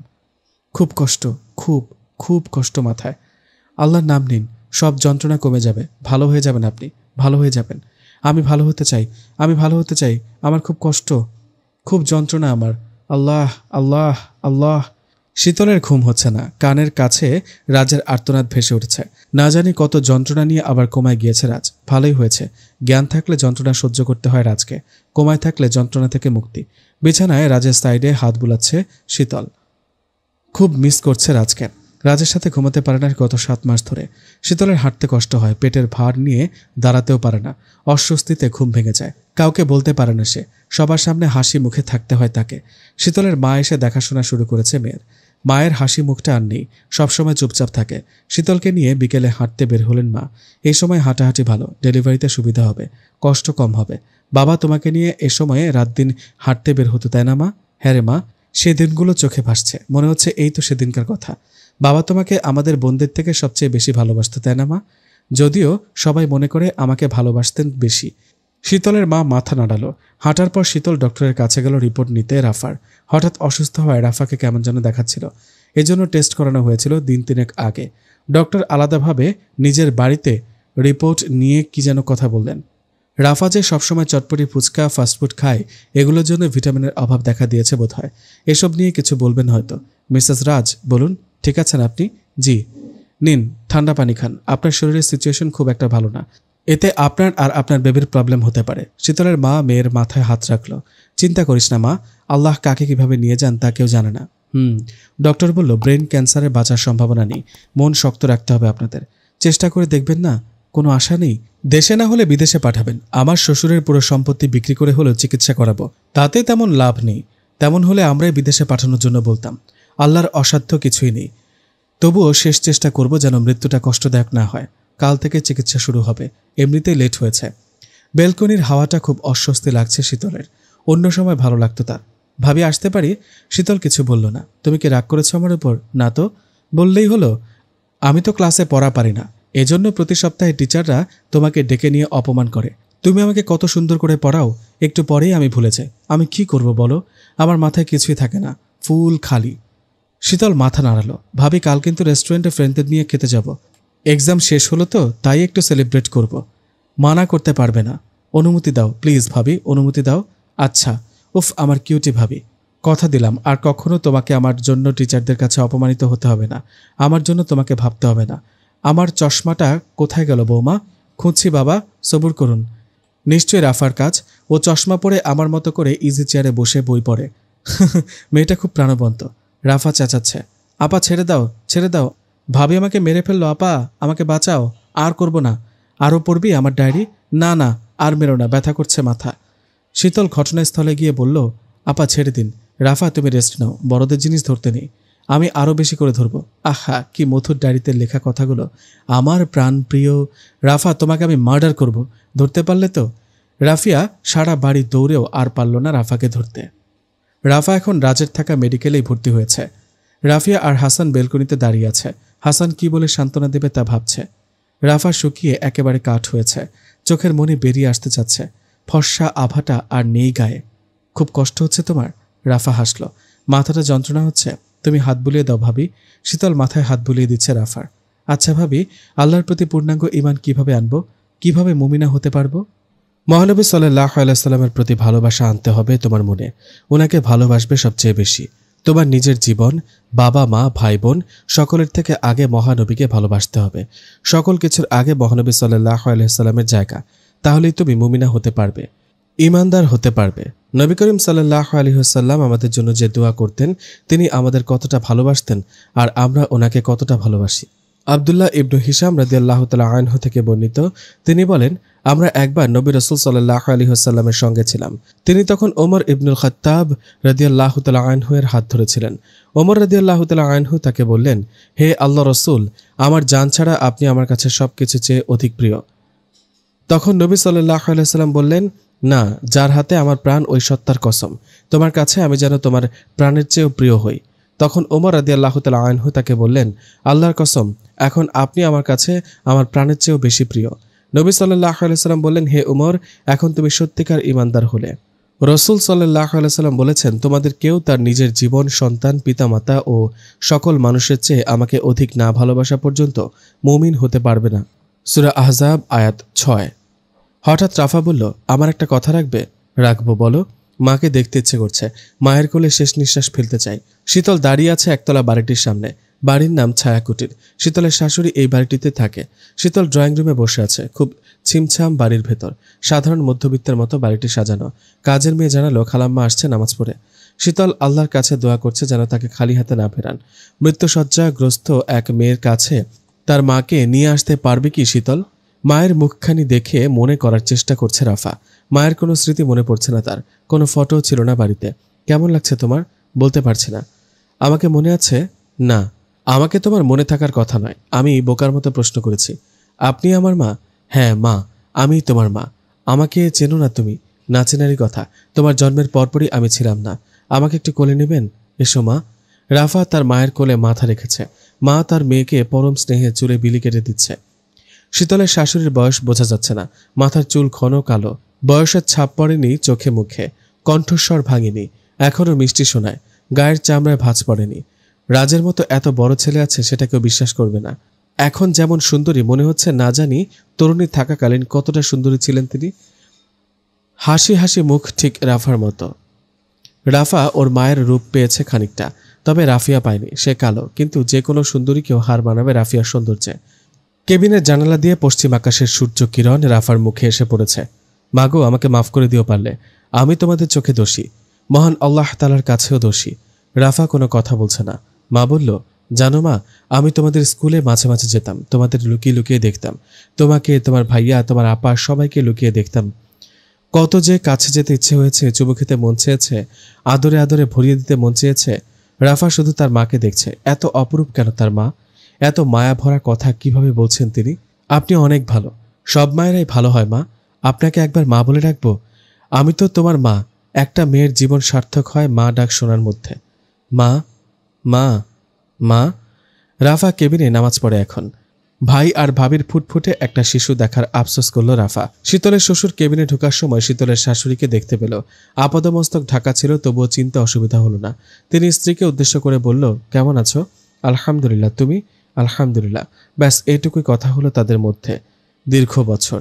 রাফা শুক্রবারে মারা যাওয়ার আগে জলপাইয়ের তেল দিয়ে গরম ফেনা তোলা ভাত খেতে চেয়েছিল তার মায়ের হাতে। খাওয়ার 1 ঘন্টা পরেই সে শেষ নিঃশ্বাস ত্যাগ করল। লা ইলাহা ইল্লাল্লাহু মুহাম্মাদুর রাসূলুল্লাহ বলে। বাবা, আপনি শক্ত হন। বাবা পাঞ্জাবির হাতা দিয়ে চোখের পানি মুছে লুকানোর চেষ্টা করছে। বাবা অনেক কেঁদেছেন। ধৈর্য ধরতে হবে আপনাকে। আল্লাহ তাআলা কি বলেছেন জানেন? আবু মুসা রাদিয়াল্লাহু তাআলা আনহু হতে বর্ণিত, রাসূলুল্লাহ সাল্লাল্লাহু আলাইহি ওয়াসাল্লাম বলেছেন, যখন কোনো বান্দার সন্তান মারা যায়, আল্লাহ ফেরেশতাদেরকে বলেন, তোমরা আমার বান্দার সন্তানের প্রাণ নিয়েছো? তারা বলেন, হ্যাঁ। অতঃপর আল্লাহ বলেন, তোমরা তার অন্তরের ফল কেড়ে নিয়েছো? তারা বললেন, হ্যাঁ। অতঃপর তিনি বলেন, আমার বান্দা কি বলেছে? তারা উত্তরে বলেন, সে তোমার প্রশংসা করেছে এবং ইন্না লিল্লাহি ওয়া ইন্না ইলাইহি রাজিউন পড়েছেন। আল্লাহ তাআলা বলেন, তোমরা আমার বান্দার জন্য জান্নাতে একটি গৃহ নির্মাণ করো এবং তার নাম রাখো প্রশংসা গুহ। রিয়াদুস সালেহিন 927। তিরমিজি শরীফে হাদিস নাম্বার 1021। শীতলের শ্বশুর বলল, ইন্না লিল্লাহি ওয়া ইন্না ইলাইহি রাজিউন। রাফা মারা গেল এক শুক্রবারে। পরের শুক্রবার জুম্মার দিনেই শীতলের শ্বশুরও শেষ নিঃশ্বাস ত্যাগ করল। মেয়ের মতো তিনিও জলপাইয়ের তেল দিয়ে ভাত খেতে চেয়েছিলেন স্ত্রীর হাতে। শীতলের শাশুড়ির বাড়িতে শীতল তার শ্বশুরকে নিয়ে গিয়েছিল। সেখানেই চুপচাপ 2 প্লেট ভাত খেয়েছিলেন জলপাইয়ের তেল দিয়ে। সেখান থেকে আসার পর নিজের কামরায় ইজি চেয়ারে বসলেন বিকেল থেকেই। ইজি চেয়ারে বসে ঘুমোচ্ছিল বরাবরের মতোই। রাফিয়া মনে করেছিল বাবা ঘুমোচ্ছে। ভোরে ফজরের নামাজের জন্য ডাকার সময় বুঝতে পারল তিনি নেই। তার বাবা আর নিঃশ্বাস নিচ্ছে না। মাঝরাতে শীতলের ঘুম ভেঙে গেল। রাফিয়ার ডুকরে ডুকরে কান্নার আওয়াজ শোনা যাচ্ছে। শীতল হাত দিয়ে অনুভব করল তার ভেতরের অস্তিত্বকে। রাজ ঠিক বলেছিল, বাবুটা খুব দুষ্টু আর শক্তিশালী হবে, ঠিক তার বাবার মতো। পেট থেকে যা করছে না জানি দুনিয়াতে এসে কি করে, কি কাণ্ড ঘটাবে সে। বেশ কিছুদিন ধরে চাচিমা এবং শাকিলা বিদেশ থেকে ফিরেছে। শাকিলা রাফা আর তার চাচার মৃত্যুতে খুবই বেশি শোক প্রকাশ করল। চাচিও তার ব্যতিক্রম হলো না। সকালে শীতল নাস্তা দিচ্ছে টেবিলে। আজকাল একটুতে সে হাঁপিয়ে পড়ে। ইস, এটা কি জুস হলো? কমলা কি কম পড়েছিল? কেন এটাকে জুস বলা যায়? ভোরে জুস আপনার ভালো লেগেছিল, কিছুটা জুস বাড়তি ছিল, সেটাই এখন খেলেন। শাকিলা চুপ হয়ে গেল। কাকে কি বলেছিস? ও কি কখনো জুস বানিয়েছে নাকি? সারা জীবন তো কমলা আস্ত সিচুয়েশনেই খেয়েছে। জি, আস্ত কমলাই খেয়েছি। গ্রামের মেয়ে আমরা, আমাদের শহরের মতো ফ্যাসিলিটি নেই গ্রামে। চাচি সবজি স্যুপ মুখে দিয়ে বলল, তুমি তো রাজরানী হয়ে আছো, একাই সবকিছু ভোগ দখল করে রেখেছ। জি মানে সোজা হাজব্যান্ড কোমায় মেডিকেলে আছে, শ্বশুর নেই, শাশুড়ি থেকেও নেই, ছোট ননদও নেই। বড় ননদ থাকা না থাকা একই কথা। তুমি দিব্যি আছো রানীর হালে, রাজত্ব করছো পুরো সম্পত্তি দখল নিয়ে। কি তাকিয়ে আছো কেন? ভুল কিছু বলেছি? ফোনে রিংটোন বাজছে। শীতলের মা কল করেছে। বেশ কিছুক্ষণ মায়ের সাথে কথা বলে মনটা হালকা হয়ে গেল। দুপুরের কড়া রোদ রাজের মুখে পড়েছে। রাজ আধ ঘুমন্ত সিচুয়েশনে সাইকোলজিস্টের কাছে রয়েছে। মানসিক চূড়ান্ত চিকিৎসা হচ্ছে তার। নাম বলুন। মোহাম্মদ আব্দুস সাত্তার। বাহ, ইসলামিক অর্থ হচ্ছে গোপনকারী। ইয়াস। কে রেখেছিল? মা। সবাই কি বলে ডাকে? রাজ। রাজ অর্থ লুকায়িত রাখা। আপনিও তো নিজের কষ্টগুলো লুকিয়ে রেখেছেন। ইয়াস। ডাকনাম কে রেখেছিল? বাবা। মায়ের নাম রাখার নামে কেন সবাই ডাকে না? আমি ডাকতে নিষেধ করেছি। ওয়াই? মায়ের উপর কোনো রাগ পুষে রেখেছেন? মেবি। সেটা কাউকে বলতে পারেননি? নো। আপনার মা কেন চলে গিয়েছিলেন আপনাদেরকে ছেড়ে? I don't know. You know that? No. আপনার মাকে খুব ভালোবাসতেন আপনি? ইয়াস। সবসময় মায়ের কাছে থাকতে চাইতেন, তাই না? ইয়াস। মা ইগনোর করতো আপনাকে? মেবি। মা তার বন্ধু বান্ধবীদেরকে নিয়ে মেতে থাকতেন? ইয়াস। কখনো বাসায় তাদের ইনভাইট করে নিয়ে আসতেন? ইয়াস। ছেলে বন্ধুরাও আসতো ইনভাইট পেয়ে? মেবি। একজন বিশেষ বন্ধু ছিল নিশ্চয়ই? মেবি। তিনি ইনভাইট ছাড়াও আসতো যখন আপনার বাবা বাসায় না থাকতেন, বিশেষ করে? ইয়াস। চকলেট দিয়ে খেলতে পাঠাতো দারোয়ানের সাথে। তিনি আসার সংবাদটা যেন না দেওয়া হয় বাবাকে, সেজন্য প্রচুর চকলেট দিতেন, তাই না? হতে পারে। তিনি থাকাকালীন দারোয়ান আপনাকে বাসার ভেতরে ঢুকতে দিতেন না, এমনকি মায়ের কাছেও যেতে দিতেন না। আপনার ছোট মন ছটফট করতে থাকতো ওনাদের গল্পগুজব শুনতে? হতে পারে। সেই সাথে কিছু প্রশ্নও ছিল? ইয়াস। যেগুলোর আনসার খুঁজতেন আপনি? ইয়াস। চকলেট খাওয়ার পরে আপনি বলে দিতেন বাবাকে? যেদিন বলে দিতেন সেদিন খুব ঝগড়া হতো বাবা মায়ের? ইয়াস। আপনার মনে দুটো কথাই ঘুরছিল। এক হলো মায়ের বন্ধু, আর মা কি কথা বলে যেখানে বাসার ভেতরে যাওয়া যায় না। 2 হলো বাবা কেন এই বিষয়ে পছন্দ করতেন না এবং মায়ের সাথে ঝগড়া করত। ঝগড়াঝাটির কথাগুলো আপনি মুখস্থ করে রাখতেন এবং সব সময় এগুলো বুঝতে চাইতেন, বাট কিছুতেই বুঝতে পারতেন না। ইয়াস। কিছুটা আন্দাজ করতে পেরেছিলেন সেদিন, যেদিন মাকে বাড়ি থেকে ওই বন্ধু লোকটি নিয়ে যান এবং আর কখনো আসবেন না বলে আপনাকে আরও কিছু চকলেট দেওয়া হয়েছিল। আপনার ভেতর আপনার প্রশ্নগুলো মাথাচাড়া দিয়ে ওঠে। চারপাশে কি হচ্ছে তা কিছু বুঝতে পারছিলেন না। একদম স্তব্ধ হয়ে গিয়েছিলেন প্রিয় মা চলে যাওয়ায়। আপনার উত্তরগুলো আপনার মা তার চলে যাওয়া দিয়ে বুঝিয়েছিলেন, বাট আপনি বুঝতে পারছিলেন না বয়সের কারণে। বয়স হতে থাকে, আপনি উত্তর পেয়ে বুঝতে থাকেন এবং মায়ের প্রতি প্রচণ্ড আক্রোশ জমতে থাকে। প্রতিবেশী, আত্মীয় স্বজন, বন্ধু বান্ধব সবাই আপনাকে জিজ্ঞাসা করে লজ্জা দিত, যদিও তারা সবকিছু জানে। তখন আপনি সহ্য করতে পারতেন না, সবাইকে আঘাত করতে থাকতেন। একদম স্তব্ধ হয়ে স্কুল, কলেজ, ভার্সিটি শেষ করলেন সর্বোচ্চ পয়েন্ট পেয়ে। ততদিনে আপনার উপর মেন্টাল ওয়ার্ডটা বসে গিয়েছিল। ছোট থেকে বেশ অনেকবার আত্মহত্যা করতে চেয়েছিলেন আপনি, কয়েকবার চেষ্টাও করেছিলেন। সেই সাথে সবাইকে মার্ডার করারও প্রবণতা দেখা দিয়েছিল আপনার মধ্যে। আপনাকে শেকল দিয়ে বেঁধে রাখা হতো এজন্যই। আপনার বাবা বিত্তবান লোক, আপনাকে সব রকম চিকিৎসা করা হয়। বিদেশেও বছরখানেক ছিলেন, পাবনা মেন্টাল হসপিটালও ছিলেন। ডক্টর সার্টিফিকেট দিয়ে আপনাকে চূড়ান্ত মেন্টাল হিসেবে সাব্যস্ত করেন। প্রিয় মা এবং মায়ের বন্ধুর উপর তীব্র ক্ষোভে আপনি দিশেহারা হয়ে গেলেন। ছোটখাটো ব্রেন স্ট্রোক হয়েছিল আপনার। বয়স অনুযায়ী আপনার সেন্স অফ হিউমার 5 বছরের বাচ্চাদের মতো হয়ে যায়। আপনার বয়স যত বাড়ে ততই আপনার মানসিক বয়স কমতে থাকে। মানুষ যখন তীব্র আঘাত পায় তখন ভেঙে পড়ে এবং পুনরায় তীব্র আঘাত পেলে নিজেকে কঠোরভাবে গড়ে তোলে। এই উদাহরণ এখন আপনি নিজে। You are right doctor. Reality মেনে নিতে পারেননি আগে, এখন রিয়েলিটি মেনে নিয়েছেন। একদম। আপনি কি আপনার সব প্রশ্ন খুঁজে পেয়েছেন? Yes doctor. এখন আপনি কেমন আছেন? I am all right, I am perfectly fine doctor. Raj নিজের পায়ে হেঁটে ওই দিন বাসায় আসে। শীতল সহ সবাই অবাক হয়ে যায়। চাচি শাকিলা সবাই রাজের কেয়ার নেওয়ার জন্য বিজি হয়ে পড়ল।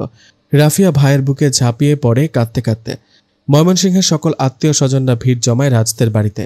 রাজ সবার সাথেই স্বাভাবিক বিহেভ করে। 2 দিনের মধ্যেই সে বাবার সকল দায়িত্ব গ্রহণ করে। হাসানের কাছ থেকে অফিস বুঝে নেয়, ম্যানেজার সাহেবের কাছ থেকে সকল দেশ বিদেশের ব্যবসা বাণিজ্য বুঝে নেয়। সেই সাথে ম্যানেজার সহ অনেক অফিসারদের ছাঁটাই করেন।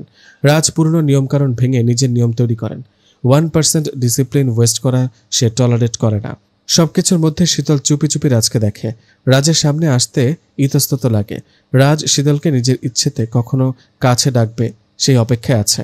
শীতলের এই বাড়িতে যেন কোনো অস্তিত্বই নেই। 2 দিন আগে পর্যন্ত এই বাড়িতে এমনকি সবকিছুর উপর শীতলের আধিপত্য ছিল। রাজ ল্যাপটপে কাজ করছিল, চোখে চশমা থাকায় খুব ম্যাচিউর লাগছিল। শীতল ঔষধ বরাবরের মতো চুপি চুপি দিয়ে চলে যাচ্ছিল। রাজ পেছন থেকে ডাক দিল। হঠাৎই শীতল চমকে উঠল। রাজ সামনে দাঁড়ানো। শীতল চোখ বন্ধ করে ফেলল। ভীষণ লজ্জা করছে তার। চোখ খুলল শীতল। আমাকে লজ্জা পাওয়ার কিছু নেই, আমি তোমার স্বামী। রাজ হাতে ইশারা দিয়ে কাছে আসতে বলল। মুহূর্তেই শীতলের হৃদয় শহরে তোলপাড় হয়ে গেল। এই অনুভূতি শুধু অনুভব করা যায়, শুধুই অনুভব। তুমি তো শীতল। জি। আমাকে সুস্থ করার জন্য তোমাকে আমার ওয়াইফ বানিয়ে এই বাড়িতে আনা হয়েছিল। জি। তোমাকে মেন্টালের সাথে ট্রিক্স করে বিয়ে দেওয়া হয়েছিল। তুমি বাঙালি নারী, তাই মেনে নিয়েছিলে। অনেক কষ্ট সহ্য করেছ। আমাকে অ্যান্ড আমার ফ্যামিলি রিলেটিভদের ক্ষমা করে দিও। ক্ষমা করার মালিক মহান আল্লাহ তাআলা। আমার কোনো অভিযোগ নেই, দায়িত্ব পালন করেছি। আমার পাগলামি, ছেলে মানুষই ইত্যাদি ইত্যাদি সহ্য করতে হয়েছে তোমাকে। আমি এসবে বিরক্ত হইনি, আমার আল্লাহ তাআলা জানেন। তুমি আসলেই খুব গুড গার্ল, ধার্মিক নারী। তোমার দায়িত্ব শেষ হয়েছে, আমি সুস্থ। আলহামদুলিল্লাহ, আল্লাহর কাছে শুকরিয়া আপনি সুস্থ। একটা পেপার শীতলের হাতে দিয়ে বলল, সাইন করে দিও। তোমার জন্য আলাদা কিছু প্রপার্টি রেখেছি। তোমার কোনো অসুবিধা হবে না। তুমি বাকি লাইফ সুখে থাকবে, নতুন করে লাইফ শুরু করবে। আলহামদুলিল্লাহ, আপনি সুস্থ হয়েছেন। আমার আর কোনো চাওয়া পাওয়া নেই। আমি এখন থেকে নতুন জীবন শুরু করব। শুনে হ্যাপি হলাম। সাইন করার আগে দেখে নাও পেপারটা। শীতলের সব দুঃখ যেন সমাপ্ত হয়েছে। আল্লাহর কাছে সে শুকরিয়া জানালো। ইংরেজিতে ডিভোর্স লেখা পেপারে রাজের নাম আর নিজের নামও দেখতে পেল সে। এটা কি স্বপ্ন? লিসেন, তুমি তোমার নতুন জীবন শুরু করো।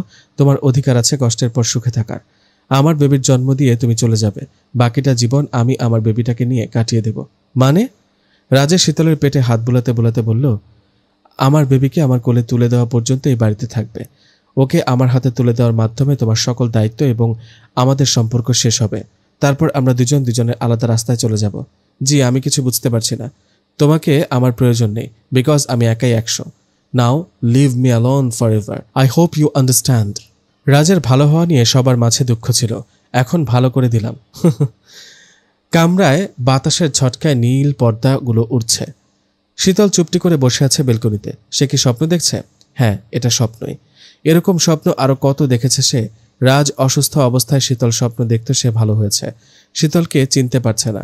শীতলের এ ভয়টা মাঝে মধ্যে ছিল। রাজ ভালো হলে স্মৃতি এলোমেলো হতে পারে, ফলে রাজ তার শ্রেয়সীকে চিনতে পারবে না। বাট তা হয়নি এখন। শীতলকে চিনতে পেরেছে রাজ, এটাই বা কম কি? যদি না চিনতে পারতো তবে একটা কথা ছিল, নিশ্চয়ই রাজ মজা করছে, দেখতে চাচ্ছে রাজ বললেই শীতল চলে যাবে কিনা। কিন্তু শীতল তো যাবে না। শীতলের মুখে হাসি ফুটে উঠল, চোখের পানি মুছে নিল। রাজ আসার অপেক্ষা করছে শীতল। রাজ অফিসে যাচ্ছে নিয়মিত। বেলকনির গাছে পানি দিচ্ছিল শীতল। হঠাৎ গাড়ির হর্নের আওয়াজ শোনা যায়। রাজ এসেছে। শীতল পানি দেওয়া ছেড়ে নিচে আসে। রাজ পকেটে হাত দিয়ে যাচ্ছিল উপরে। শীতলকে দেখে থেমে যায়। সানগ্লাস খুলে বলে, মাই গড, ভিজে গেলে কি করে? গাছে পানি দিচ্ছিলাম। ভেজা শাড়িতে বেশিক্ষণ থাকা যাবে না, তোমার শরীর খারাপ করবে। চলো রুমে এসো আমার সাথে। ঠিক আছে। তুমি বললে তো হবে না, তোমার ঠান্ডা লেগে যাবে। এসো বলছি। রাজ শীতলের হাত শক্ত করে ধরে উপরে নিয়ে যাচ্ছে। রাজের চোখ মুখ কেমন পাল্টে গিয়েছে মুহূর্তে শীতলের জন্য। এখানে বসো। জি। শীতলকে বসিয়ে নিজে ডেস্ক থেকে শাড়ি বের করতে লাগলো রাজ। এই শাড়িটা নাও বলেই শীতলের গায়ে জড়িয়ে দিল রাজ। শীতলকে ওয়াশরুম পর্যন্ত এগিয়ে দিল। শীতল কিছুটা স্বস্তি পেল। যাক, রাজের কেয়ার আর অস্থিরতা, মনে হচ্ছে শীতল তার জীবনে ম্যাটার করে। My God, you are looking beautiful. Sheetal হাসল। তোমাকে এই সিচুয়েশনে আরো সুন্দর লাগছে, বলার ভাষা নেই। তার মানে আগে সুন্দরী ছিলাম না? নো, ওটা মিন করিনি। সুন্দর চেঞ্জ হয় প্রতিনিয়ত, এক এক সময় এক এক রকম সৌন্দর্য ধারণ করে মেয়েরা। তার মানে সৌন্দর্য সিচুয়েশন অনুযায়ী বদলায়। ইয়াস, তখন তোমাকে একরকম সুন্দরী মনে হতো, আর এখন এখন অন্যরকম সুন্দরী লাগছে। তুমি সিচুয়েশন অনুযায়ী তোমার সৌন্দর্যতা মানিয়ে নিতে পারো। সব রকম সৌন্দর্যই আমার like. I like it very much. ভালোবাসাও কি সিচুয়েশন অনুযায়ী বদলায়? হোয়াট? বলেছি ভালোবাসা কি সিচুয়েশন অনুযায়ী বদলায়? মানে এক এক সময় এক এক রকমভাবে ভালোবাসা বদলায়। আমি যেভাবে সৌন্দর্য মানিয়ে নিতে পারি যে কোনো পরিস্থিতিতে, সেভাবে কি আপনিও আপনার ভালোবাসা যে কোনো পরিস্থিতিতে মানিয়ে নিতে পারেন? রাজ দীর্ঘ নিঃশ্বাস ফেলল। শীতলের কাছে এলো, খুব কাছে এলো। শীতলের চুলগুলো কানে গুজে দিল। শীতল চোখ বন্ধ করে ফেলল। খুব লজ্জা লাগছে তার।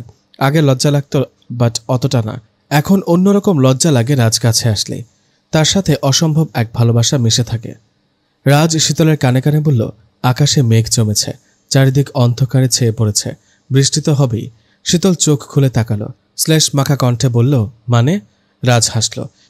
শীতলের হৃদয় শহরে আবারও তোলপাড় শুরু হলো। শীতল রাজের আরও কাছে গেল।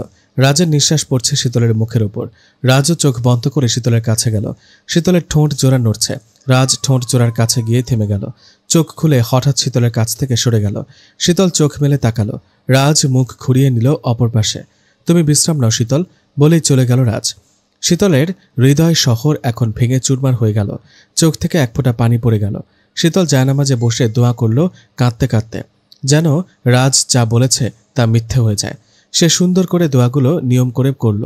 দোয়া করার নিয়ম, প্রথমে আল্লাহর প্রশংসা করবেন। সূরা ফাতিহা পড়ে আল্লাহর সুন্দর সুন্দর নাম ধরে প্রশংসা। তিরমিজি শরীফে হাদিস নাম্বার 3476। দরুদ পড়বেন। দরুদ পড়া মানে নবী সাল্লাল্লাহু আলাইহি সাল্লাম ও ওনার পরিবারের জন্য দোয়া করা। তিরমিজি শরীফে হাদিস নাম্বার 3476। এখন দোয়া শুরু করবেন, নিজের জন্য, পিতামাতার জন্য ও সকল মুসলমানের জন্য যে দোয়া করতে হবে। অর্থ, হে রব, আপনি আমাকে, আমার পিতা মাতাকে, যারা মুমিন হয়ে আমার গৃহে প্রবেশ করে তাদেরকে এবং মুমিন পুরুষ ও মুমিন নারীদেরকে ক্ষমা করুন এবং জালেমদের কেবল ধ্বংসই বৃদ্ধি করুন। এবার আপনার সমস্যা বা রোগীর বা অন্যের সমস্যা সমাধানের জন্য দোয়া করবেন। দোয়া শেষে আবার দরুদ পড়বেন। কেউ যেন না বলে, হে আল্লাহ, আপনার ইচ্ছে হলে আমাকে দয়া করুন, বরং দৃঢ় আশা নিয়ে দোয়া করবে। বুখারী শরীফের হাদিস। তাড়াহুড়া করে দোয়া চাওয়া যাবে না। তিরমিজি শরীফের হাদিস। দোয়া চাইবেন গোপনে, নীরবে, ভীত বিহ্বল অনুচ্চ স্বরে। সূরা আরাফ 55, সূরা মারিয়াম আয়াত 3। এভাবে দোয়া চাওয়া হচ্ছে সুন্নতি তরিকা। দোয়া যে কোনো সময় করতে পারবেন, তবে আজান ও ইকামতের মধ্যবর্তী সময়ে, আসরের পর থেকে সূর্যাস্তের আগে, ফজরের নামাজের পরে, তাহাজ্জুদের সময়, বৃষ্টির সময়, নামাজের সিজদার সময়, তাশাহুদের পরে, দোয়া কুনুতের সময়, দোয়া জমজমের পানি পান করার সময়। সম্ভব হলে কিছু সদাকা বা দান খয়রাত করে 2 রাকাত নামাজ পড়ে তওবা করে উপরোক্ত নিয়মে দোয়া করবেন। আল্লাহর প্রশংসা না করে সরাসরি আল্লাহ আমাকে দাও বলে দোয়া চাওয়া ঠিক না। বিছানায় যেতেই শীতল ঘুমিয়ে পড়ল। আজ ভালো ঘুম হয়েছে তার। রাজকে অনুভব করল সে। শীতলের দিকে পলকহীনভাবে যেন রাজ তাকিয়ে আছে। চোখ খুলেই সামনে রাজকে দেখতে পেল শীতল। সোফায় বসে তীব্র দৃষ্টিতে বিছানার দিকে তাকিয়ে রয়েছে। শীতলের দিকে পলকহীনভাবে তাকিয়ে আছে রাজ। রাজের চোখগুলো আলোর মতো ঝলমল দেখাচ্ছে। শীতল খুব আলতোভাবে বিছানা থেকে উঠে রাজের দিকে এগিয়ে এলো। রাজের পাশে সে বসল। রাজ সেই পলকহীনভাবেই শীতলকে দেখছে। কি দেখছেন? তোমাকে আগে দেখেননি? দেখেছি। তবে কেন, মানা আছে নাকি দেখতে? অবশ্যই, এভাবে ঘুমন্ত অবস্থায় কোনো মেয়েকে দেখতে নেই, তার লজ্জা লাগতে পারে। রাজ হাসল। শীতল এখন একদম শিওর রাজ তাকে একটু বাজিয়ে দেখেছে। শীতল রাজের বুকে আচমকা কয়েকটা কিল বসিয়ে দিল। আরে আরে, কি করছো? কি যা করেছে বেশ করেছে, মেরেই ফেলবে আমাকে? সবে তো সুস্থ হলাম। কি ডাকাত মেয়ে বাবা, আমাকে কষ্ট দিয়েছেন, সেজন্য সরি, মাফ করে দাও আমাকে। মাফ করে দিলাম, আর কখনো এমন করবেন না। জানেন, আমি সত্যিই ভাবতে বসেছিলাম, কিন্তু মানতে পারছিলাম না, খুব কষ্ট হচ্ছিল আমার। এতদিন আমার সাথে থেকেছ, তাই তো মায়া পড়েছে, কষ্ট একটু হবেই। শীতল রাজের কপালে একটা চুমু দিল। রাজ একটু সরে গেল। শীতল রাজকে জড়িয়ে ধরল খুব শক্ত করে। একটা কথা রাখবেন? সব কথাই রাখবো, আর কখনো এমন করবেন না। বলুন, করবেন না? এসব মজা আমার ভালো লাগে না, নিতে পারি না। কোনো মজা করব না, কথা দিলাম। পরম আবেশে শান্তিতে রাজের বুকে মাথা রেখেছে শীতল। ঘণ্টাখানেক হয়েছে শীতল নড়ছে না, সরছেও না রাজের কাছ থেকে। রাজ শীতলের মাথায় হাত বুলিয়ে দিচ্ছে। তুমি খুব দুর্বল শীতল, এসব আর ভেবো না, তোমার টেনশন ফ্রি থাকা দরকার। এতদিন যা টেনশন করেছ সেসব আমি টেনশন করব। Mind it. শীতল মাথা নাড়ল। শীতল আদুরে গলায় বলল, আপনি একটা পাগল। Yes, I am mad, totally mad. আগে ছিলাম শুধু ম্যাড, এখন ক্লেভার ম্যাড। শীতল হঠাৎ রাজকে ছেড়ে বিছানার নিচ থেকে ডিভোর্স পেপারটা আনলো। ছিঁড়ে কুচি কুচি করুন তবে এটা। রাজ কুচি কুচি করলো পেপারটা। শীতল রাজের গালে চুমু দিয়ে আবারও রাজকে খুশিতে জড়িয়ে ধরল। ডিভোর্স পেপারটা কেন দিয়েছিলেন বলুন? আমাকে সত্যি সত্যি কি ডিভোর্স দেওয়ার কথা ভেবেছিলেন? ইয়াস, ভেবেছিলাম না, ভাবছি। মানে তুমি আমাকে ডিভোর্স দেবে এবং আমি তোমাকে মুক্তি দিয়ে দেব আমার থেকে। শীতল রাজকে ছেড়ে দিল। অবাক চোখে তাকিয়ে রয়েছে। আমি আমার ডিসিশনে অটল। না। হ্যাঁ। বলুন, আবার মজা করছেন? শীতল হেসে বলল কথাটা। তোমার এই সিচুয়েশনে আমি মজা করব? তোমাকে এখন জানাতে চাইনি বিষয়টি। ভেবেছিলাম ডেলিভারির পর জানাবো, বাট ততদিন পর্যন্ত তোমার সাথে আমার ড্রামা করতে হতো, তোমার কাছ থেকে সুযোগ নেওয়া হতো। এতদিন শুধু সুযোগ নিয়েছি তোমার, বাট এখন আর নিতে পারবো না। তুমি যেন আগে থেকে রেডি থাকতে পারো ডিভোর্সের জন্য, তাই এখন বলছি। ডেলিভারির পর তুমি মুক্ত। আপনি কি ঠিক আছেন? টোটালি। আমাকে কি ভুলে গেলেন? তোমাকে ভোলা সম্ভব না। তাকিয়ে দেখুন, আমি আপনার বিবাহিতা স্ত্রী, আপনার সন্তানের মা, আপনার আদরের শ্রেয়সী, যাকে আপনি এক মুহূর্তের জন্য কাজ ছাড়া করতেন না। রাজ দীর্ঘ নিঃশ্বাস ফেলল। ফাইল থেকে আরেকটা পেপার বের করে শীতলের হাতে দিল। কি এটা? Divorce paper. তীক্ষ্ণ দৃষ্টিতে রাজের দিকে তাকিয়ে আবারও কুচি কুচি করে ফেলল পেপারটা শীতল। লাভ নেই শীতল, এরকম আরও 100টা কপি আছে ডিভোর্সের আমার কাছে। দুনিয়ার সব ডিভোর্স পেপার আমি ছিঁড়ে ফেলবো। দেখবো তখন কিভাবে আমাকে ডিভোর্স দিতে পারেন। ছেলে মানুষই করো না শীতল, তুমি আমার কাছ থেকে কিছু পাবে না। আমার মন তিক্ত, আমার শরীর বিষাক্ত, আমার মস্তিষ্ক সাইকোসিস।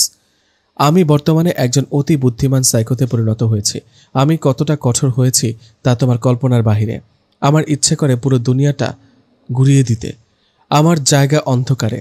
শীতল রাজের সামনে দাঁড়ালো। আমার দিকে তাকান। রাজ মুখ ঘুরিয়ে নিল। তাকিয়ে দেখুন আমার দিকে। আপনার সব রকমের ঔষধ আমি আপনার সবকিছু ভুলে থাকার ঔষধ। আপনার দুঃখ, কষ্ট, রাগ সবকিছু আমি ভুলিয়ে দিতে পারি। আপনাকে প্রতিটি মুহূর্তে খুশিতে ভরিয়ে রাখতে পারি। আমি আপনার ভালোবাসা। সেজন্যই তো আমি তোমাকে দূরে সরিয়ে দিতে চাই। এখানেই আমার ভয়। তোমাকে মুক্তি দেব আমি। শীতল পেছন থেকে রাজকে জড়িয়ে ধরল। আমি চাই না মুক্ত হতে। আমি আপনাকে এভাবে ফেলে যেতে পারবো না। অনিশ্চিত ভবিষ্যৎ আপনাকে ফেলে যাব ভাবলেন কি করে? আমি আপনার ভালোবাসা। তাকিয়ে দেখুন। রাজ চোখ বন্ধ করে শীতলের হাত পেছন থেকে ধরল। শীতল, আমার হাত পা বাঁধা। একবার ডিসিশন নিলে চেঞ্জ করি না। Leave me alone. না না না। শীতল চিৎকার করে উঠল। রাজ শীতলকে সোফায় বসিয়ে দিল। চোখের মুক্ত ছড়া পানি মুছে দিল। আমার দামি মুক্তগুলো অকারণে ছড়াচ্ছ। তুমি কাঁদলে পুরো পৃথিবী কাঁদে, জানো এটা? আমার মতো সাইকোর সাথে তুমি থেকে কষ্ট পাবে। এটা আমি বেঁচে থাকতে হতে দেব না। তোমাকে সুখী দেখতে চাই। শীতলের চোখ আবার ভরে উঠল পানিতে। টপ টপ করে পানি পড়ছে। গাল লাল হয়েছে কেঁদে। চুলগুলো এলোমেলো হয়ে পড়েছে। শাড়ির কুচিগুলো ইতোমধ্যে খুলে গিয়েছে। রাজের দুই হাত নিয়ে নিজের গালে রাখল শীতল। শ্লেষ মাখা কণ্ঠে বলল, আমাকে একটু আদর করবেন? একটিবার আপনার শ্রেয়সীকে আদর করে দেখুন, সব ভুলে যাবেন। রাজ শীতলের কপালে চুমু খেল। এর বেশি কিছু না। আদর করলে সব ভুলে যাব, তাই তো করব না। তোমার আর কোনো সুযোগ আমি নেব না। এমনিতে সুযোগ নিতে নিতে আমি লজ্জিত। এটা সুযোগ নয়, ভালোবাসা। না, এটা সুযোগ। তুমি আমার সাথে থাকবে না এটা জেনেও আমি সুযোগ নেব। সুযোগ নিয়েছি বলে আজ তোমার এই সিচুয়েশন। আমার সন্তান তোমাকে নতুন জীবন শুরু করতে দিচ্ছে না, তাই আমার সন্তান আমার কাছে থাকবে। আমার কোনো চিহ্ন তোমার কাছে থাকতে দিব না। শীতল রাজের মাথায় হাত দিয়ে বলল, এই আপনি পাগল হয়ে গিয়েছেন? আর কত পাগল হবেন? এটা সুযোগ নয়, ভালোবাসা। আপনার সন্তান আমার পবিত্র ভালোবাসার উপহার। রাজ উঠে দাঁড়িয়ে টেবিলে জোরে লাথি দিল। কাছের টেবিল মুহূর্তে ভেঙে খণ্ড খণ্ড হলো। শীতল চমকে উঠল। রাজের চেহারাটা কেমন পাল্টে গিয়েছে। খুব ভয় লাগছে তার রাজকে। রাজ ফ্লোরে বসে চিৎকার দিয়ে বলল, লিভ মি অ্যালোন। আমি একা থাকতে চাই। আমি টোটালি সাইকো। আমার কাছে কেউ নিরাপদ নয় শ্রেয়সী। সকালটা খুব সুন্দর, কারণ রাতটা খুব ভালো ছিল। সকালের ঝলমলে আলোটা শীতলের চোখে মুখে পড়ছে। শীতল নড়েচড়ে উঠল। ছাড়ো আমাকে। না। আহা, সকাল হয়েছে, অফিস যেতে হবে। একদিন না গেলে কিছু হবে না।